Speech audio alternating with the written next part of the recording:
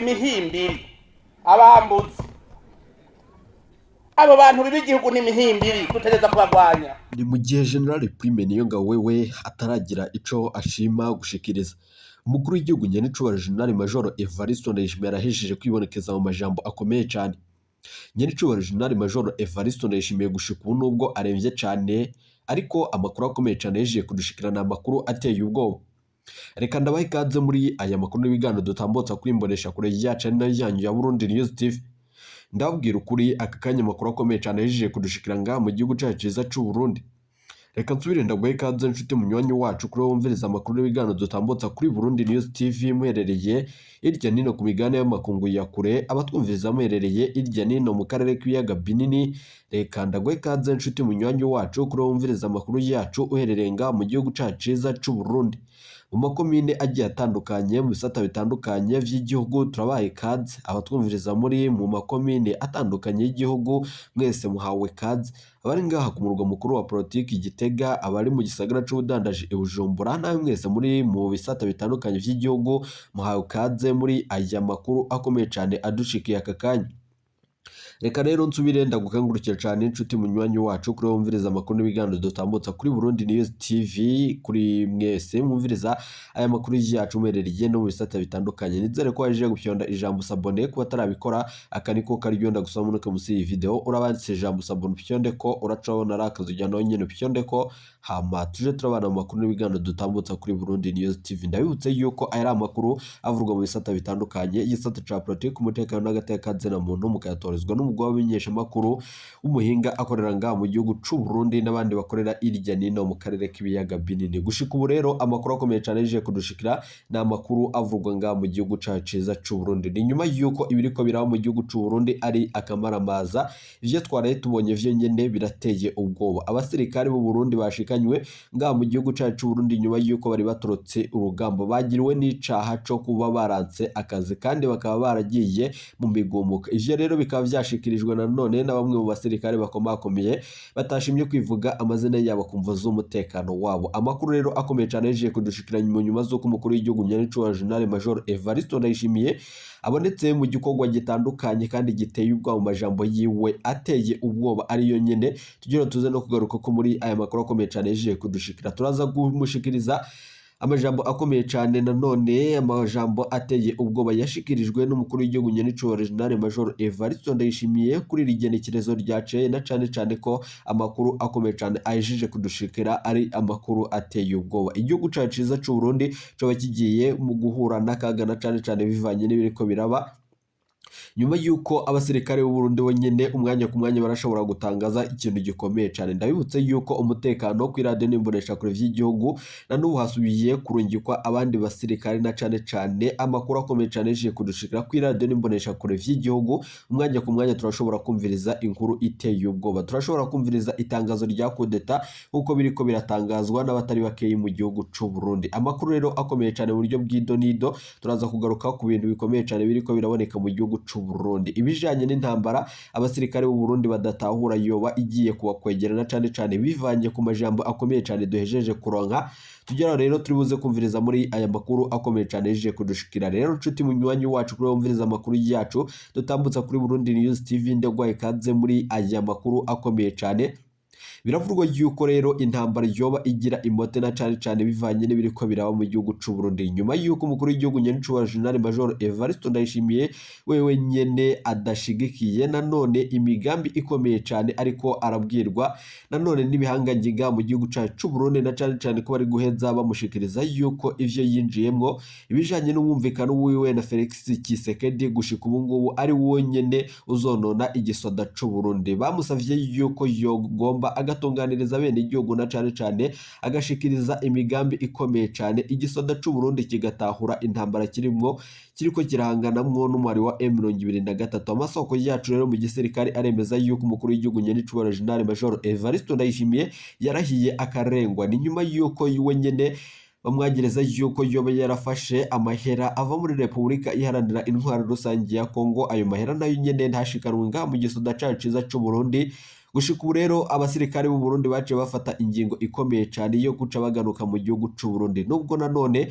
hari abandi basirikare basubiyeyo biravurwa yuko basubijweyo ku gihutihuti na cyane ku bw'amasoko yacu mu gisirikare. Hari abasirikare rero b'u Burundi gushika ubu ngubu bashika 200 kwigenekerezo ry'ejo haheze ariho nyene bashitse nga mu gihugu caciza cy'u Burundi nyuma yuko gushika ubu ngubu bafise ubwoba n'igishikana cyane ko umwanya ku mwanya barashobora gukubagurwa. Amasoko yacu rero mu gisirikare aremeza yuko ibiriko birashikira abasirikare bacu b'u Burundi ari ibintu biteye ubwoba. Munyemerere rero twumvirize amajambo akomeye cyane gushika ubu ngubu General James Kabarebe w'u Rwanda yashikirije nyuma yuko ibi byose biriko biraba mu gihugu cy'u Burundi. Igihugu cy'u Burundi rero twaba twarinjiye mu ntambara iteye ubwoba, kandi murazi yuko ahejeje imisi itari mikeya bivurwa yuko umukuru w'igihugu nyenicubahiro General Major Evariste Ndayishimiye bagiye guhura n'uruva gusenya. Ibi rero biriko biraboneka mu gihugu cy'u Burundi nyuma yuko nyenicubahiro General Major Evariste Ndayishimiye wenyene yahawe indwi zibiri kugira ngo yobe akuruwe ku butegetsi. General Prime Niyonga bijyanganye mu gihugu cy'u Burundi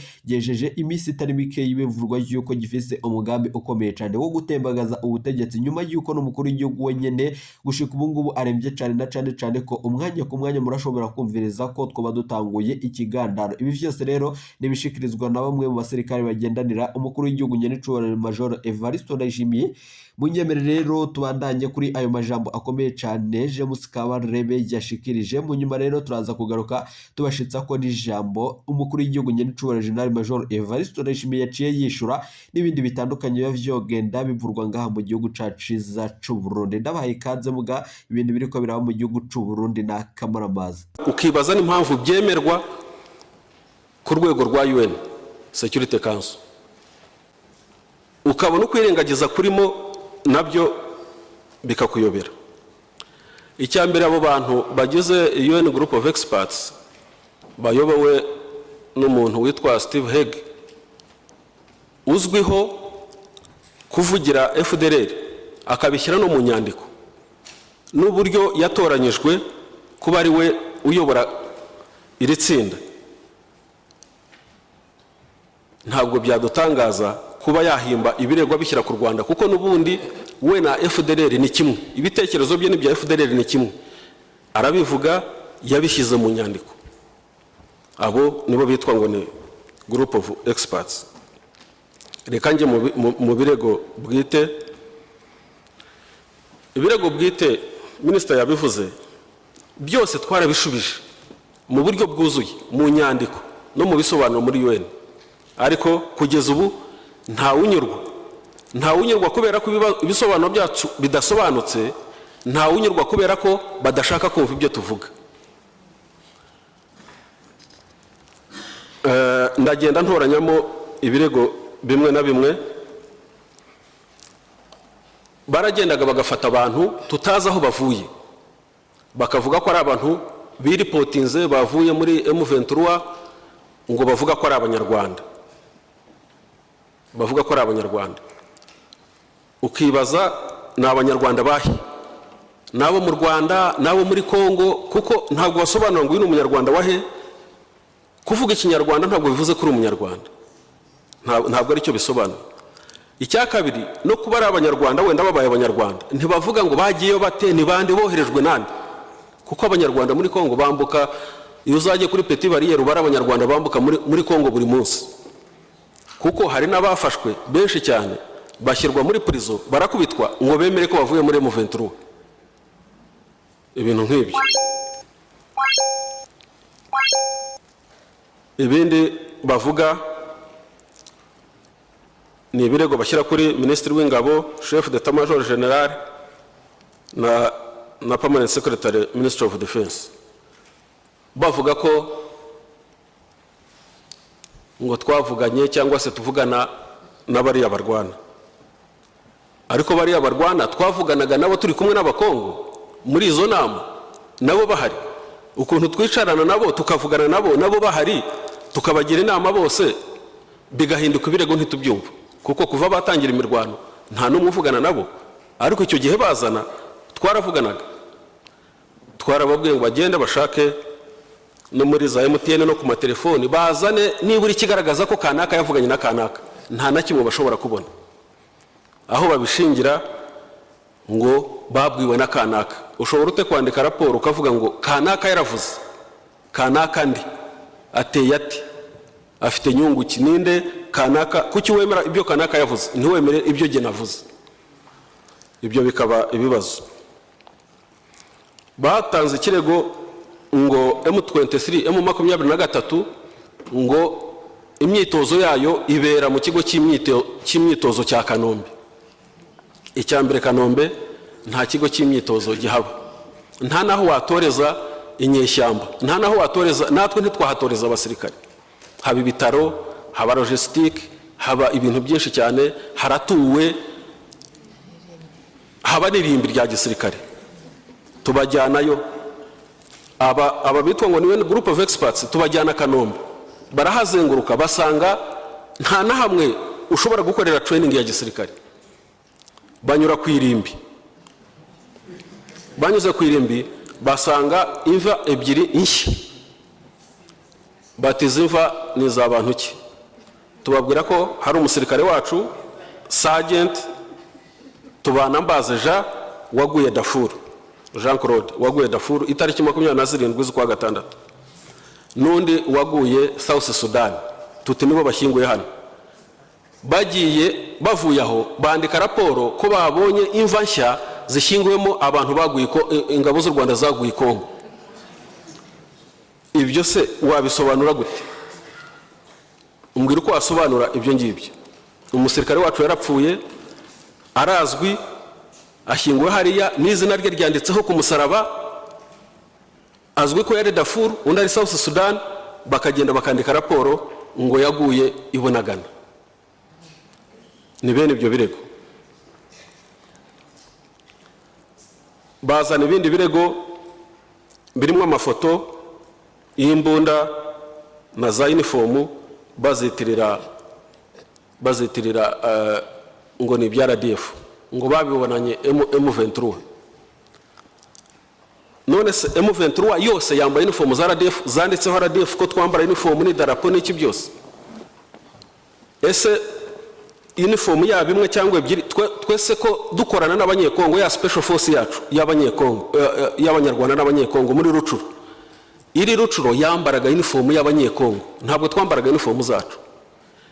Uko abacu bambaraga iz'abanyekongo ni nako abanyekongo bambara izacu. No muri umujya wetu abanyekongo twabahaye uniform, nabo n'abacu bakabaha uniform bitewe naho bagiye cooperating. Tubereka ko ibyo bya uniform imwe wabonye ngwisani yacu, kuko na uniform zose zirasa. Twese tugura mu Bushinwa, abakongo bagura mu Bushinwa, u Rwanda rugura mu Bushinwa. N'ubu M23 muri iyi minsi niba mwarabonye amateleviziyo, twumvise ko yaguze uniform mu Bushinwa, aho Kongo igura, aho u Rwanda rugura. Kera twaguraga muri Utex rwa twarabihagaritse kuko baduhenda. Ibyo bya uniform nabyo ugasashaka umuntu ufite ubwenge, kuko umuntu ufite ubwenge ushobora gukora investigation agacukumbura ukibaza ibyo ari byo bikakuyobera. Baza kurega gutanga ibirego ngo General Jack Nziza ngo yavuye muri Ministeri y'Ingabo ngo yimukira i Musanze mu Kinigi, ngo niwe yashyize eta majoro yo kuyobora urugamba rwa M23. Icyambere permanent secretary ntayobora urugamba mu ngabo zifite na chef d'etat major bangahe babishinzwe. Ibyo baje kubitubaza, permanent secretary aragenda, kuko abantu binjira muri Ministeri y'Ingabo buri munsi barandikwa, abereka guhera mu kwa kane buri munsi abantu bamusuye harimo n'abazungu, n'inama yakoresheje buri munsi urupapuro arushyira aha, abereka ko buri munsi yari muri Ministeri y'Ingabo, kuko buri munsi nta muntu utamusura, nta n'inama adakoresha. Tuti se umuntu yaba ari aha akaba ari n'ahandi mu gihe kimwe? Ibyo byose babirengaho, bandika raporo yabo ngo barashinja. Baza kurega Lieutenant Colonel witwa Gakumba Jomba, umwarimu muri Gako wigisha company commanders course. Ibi byo nagahoma munwa, kubera ko umugore umwe, niba ari umukobwa niba ari umugore simbizi, witwa Maria, yashatse umuntu w'inshuti ya Colonel Gakumba Jomba, ati ndashaka ngo unjyane unyereke aho Jomba ari. Ati ndahaza, atariga ko arigisha. Baramuhamagara kuri telefone, bajyaga ko baramusura, arabasengerera, arabakira. Arangije bagiye, Maria amushyira muri raporo ko ari Bunagana arimo kurwanira M23. Jomba Gakumba yerekana amasomo, kuko iyo wigisha utegura amasomo ukanayigisha bikandikwa no mu gitabo abo wigishije. Guhera mu kwezi kwa 4 kugeza uyu munsi amasomo yigishaga umunsi ku munsi, ari mu field, ari mu class. Ibyo byose barabyirengagiza. Ikindi kirego ngo n'imbunda babonanye M23 ngo zirimo imbunda yitwa 75mm recoilless, ngo itaba mu ngabo, itagirwa n'ingabo za FARDC.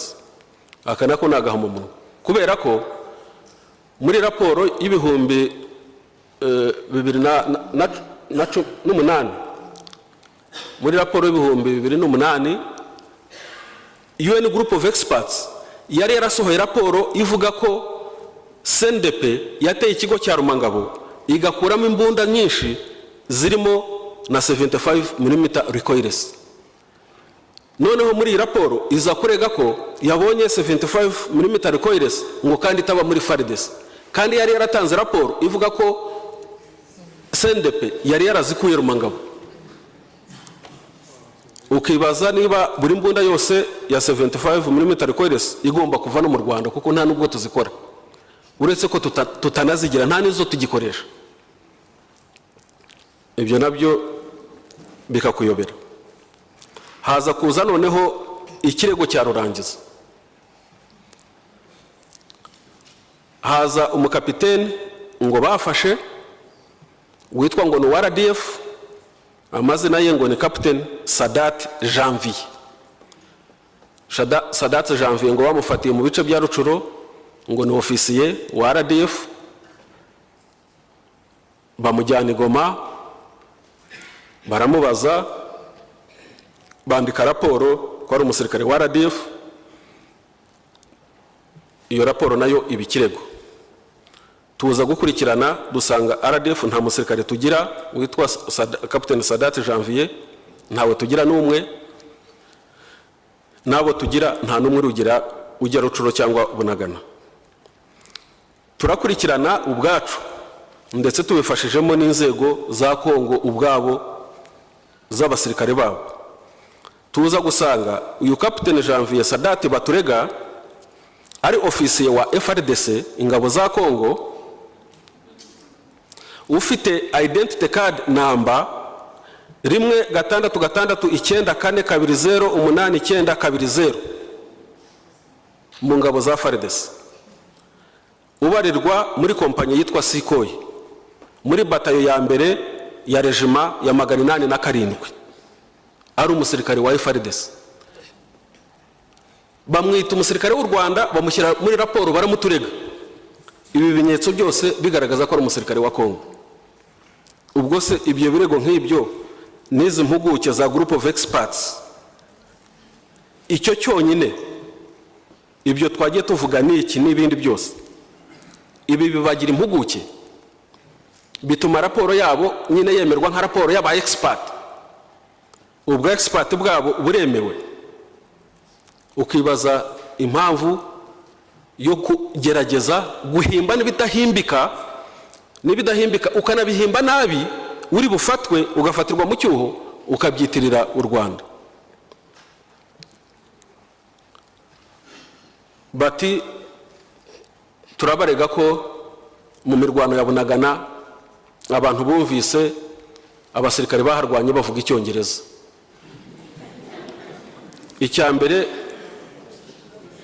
Icyambere wanavuga Icyongereza ntiwakivugira muri Kongo, ntiwanakivugira Bunagana. Wavuga Icyongereza nibura wajya Kenya ukakivuga, cyangwa ukajya Uganda ukavuga Icyongereza. Nose wajya Kongo ukavuga n'Icyongereza, ukibwira ndese.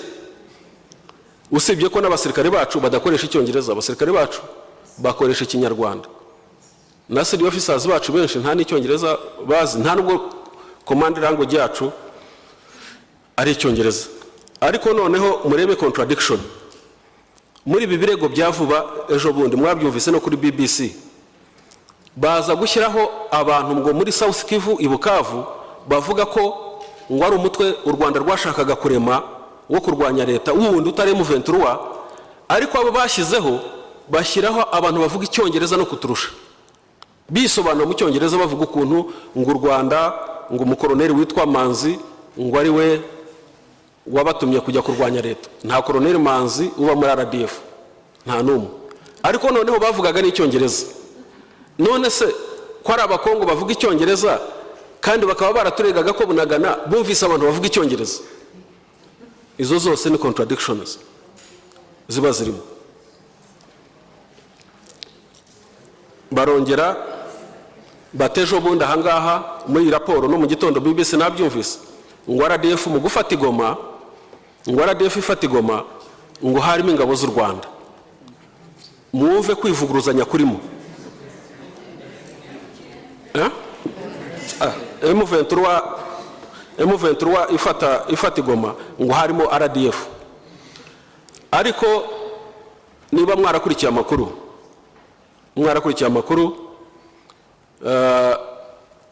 umukuru w'ingabo za MONUSCO force commander w'umuhinde yarivugiye ubwe ati jewe nta kimenyetso na kimwe nabonye cyuko harimo ingabo z'u Rwanda. Ati cyo nabonye gusa nuko M23 ifite ubushobozi buhambaye mu mirwano, ari speed, ari violence, ari tactique, ari uko barasa, ari uko barwana, ari bake. Ati byantangaje kubona bagira ubushobozi bungana kuriya. Atariko nta ngabo z'u Rwanda nabonye. Raporo iza ivuga ngo ingabo z'u Rwanda 500 ngo zagiye gufasha M23 mu gufata Goma. Ngo ndetse ngo zitakaza n'abasirikare 41 ngo hariya ku mupaka w'u Rwanda na Kongo. Aharwaniye ahatakaye abasirikare 41 n'umuntu w'umuswa n'umusivili ndetse ahagiye gupfa abasirikare 41 haba hakomeretse nka 200 cyangwa se 300. Icya kabiri haba hari ibimenyetso simusiga aho iyo mirwano yabereye. Ikindi n'urusaku rw'amasasu yisha abantu 41 n'ibindi n'ibimenyetso utahisha. Ndetse n'abaturage ku mpande zombi ari no mu Rwanda barwaniye ku mupaka bagapfa abantu 41 bose haba habayeho n'ubuhunzi n'ibindi. Ariko igoma hari MONUSCO, igoma hari abanyamakuru b'abanyamahanga batagira ingano, nta n'ifoto n'imwe, nta n'ikimenyetso na kimwe. Ariko kuko araba bitwa ngo experts barandika ngo ingabo z'u Rwanda zarwanye hariya. Ariko ibyo byose ngira ngo babigamaje gusobanura impamvu n'abashinzwe umutekano wa Goma, ingabo za MONUSCO n'abandi wenda bananiwe kuba babikora. Ibindi barega ko ngo hari abasirikare ba FDLR barenze 2,000 cyangwa bageze 2,000 ngo bafashwe na RDF irabafata ibohereza muri M23 gufasha M23. Aba FDLR banyura muri Mutobo tukabarehabilitatinga ngo twarongeye turabafata tubakura Mutobo tubajyana muri M23. Tekereza uko noneho sinzi uko nabyita ukuntu ikibazo cyacu ari FDLR hakurya n'ukuntu dushobora gufata noneho FDLR ngo tuyijyane ijye gufasha M23. Uko nagashinyagura ariko ntimubibona gutyo ko ari gushinyagura gusa ni no gushaka kutubwira ngo murabeshye FDLR si ikibazo cyanyu ahubwo FDLR ni yanyu nta n'ikibatwaye, ni no gupfobya genocide. Ubwo birerekana izi ntambara turimo uko ziteye. Ariko igitangaza nuko rimwe na rimwe batubwira bati nimugende M23 mwayirasa mwagira gute kuko mubikore nk'u Rwanda. Ubwo ariko bawenje mu kibazo cya Kongo. None se uruhande rumwe barakorega ko utera ikibazo muri Kongo bakongera bakagusaba ko ujya muri Kongo. Iyo zose ni contradictions, ntabwo byumvikana. So mu rwego rero rwa ICGR decisions kuzimplementinga yaba expanded joint verification mechanism mu Rwanda rwagizemo uruhare rukomeye cyane, dufite yaba ofisiye babayo, joint intelligence fusion cell yatangiye hano mu Rwanda ikaba expanded hakajyamo ibindi bihugu 11 ofisiye b'u Rwanda abo bavugana nabo bamwe bashobora kubyemera. Ubundi twebwe nk'u Rwanda tubona kubera uko dukorana na Kongo no muri ICGR muri process nuko dukeneyeho ubufasha, tubona ntabwo imiryango ifunze kugira ngo dukomeze gukorana na Kongo kugira ngo umutekano ugaruke no kubijyanye na FDLR. Kugeza ubu imiryango iracyafunguye, nubwo hajemo ibibazo by'ibirego bya M23 kandi ariyo dushakira umuti, aricyo kibazo dushakira umuti, tubona tuzakomeza gukorana na Kongo kugira ngo umutekano ugaruke. Kuri FDLR rero yitwa ngo yabonye udukoresho yagize gute, ibi ntacyo biyimariye, nta na kimwe byayimarira. Ari naho mvugira ko twebwe FDLR impamvu twahisemo kuva muri Kongo tugafunga imipaka yacu tukayitegereza tugakorana na Kongo, twe ubundi mu buryo bwa gisirikare icyaka tworohe nuko FDLR yaza, ariko ikaza yose ntagira usigarayo kugira ngo be kujya badutesha umutwe. Noneho baza twebwe tukabereka ko intambara irangiye, ikibazo cyabo tugikemuye. Ibyo kuza bashotora ku mupaka nk'abajura akaza gakubita hakiruka, ibyo nibyo kudutesha umwanya, kuko nta na kimwe bakora, ntabwo wahungabanya umutekano w'u Rwanda, n'ibintu batashobora, kuko ntabwo FDLR yakwinjira mu Rwanda ngo imaremo isaha. Ibyo ndabibasezeranyije rwose, uko yazingana kose. Wenda kubera imipaka utarinda buri metero y'umupaka amanywa nijoro, wenda hari abashaka aho baca bakinjira, baba 200 baba 300 baba 1000, ntabwo FDLR yamara isaha mu Rwanda, n'ibintu bidashoboka ikiriho. Ibyo rero niyo mpamvu bitadutera impungenge. Icyo twanga ni ukuduhoza ku nkeke, ngaho 2 binjiye bateye grenade, 3 binjiye bateye grenade aha, binjiye barasha umuntu aha basubiyeyo, barasha umugaride barirutse, ntibazafata ahantu ngo bahamare umwanya, ntibazagira iki. Icyo nicyo turimo kwigira, twafatiye ingamba kugira ngo n'ibyo byo kwinjira by'ubutero shuma bakinjira nabyo bataba babishobora. Kandi ndizera ko no mu bufatanye dufitanye n'abaturage n'inzego zose z'umutekano nabyo biraza kubananira nk'uko byakomeje kubananira. Inkunga rero dusaba abanyakubahwa abadepite nuko icyambere no kugira ngo iki kibazo mwumve n'ukuri kwacyo,